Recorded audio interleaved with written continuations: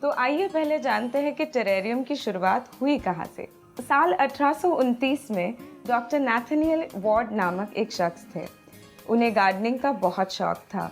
वो चाहते थे कि अपने बैकयार्ड में एक सुंदर सा गार्डन बनाएं। एक दिन जब वो वॉक पे गए तब उन्होंने देखा कि जमीन पे एक तितली का अंडा पड़ा हुआ था, जिसे हम कहते हैं क्रिसिलिस ऑफ अमान। उन्होंने झट से उसे उठाया और मिट्टी सहित एक बॉटल में डाल दिया और घर ले आए। जैसे ही घर ले आए वो उसे रोज देखा करते थे और कुछ ही दिनों में उन्होंने देखा कि उसमें एक फर्न का झाड़ और छोटा सा ग्रास ग्रो हो रहा था।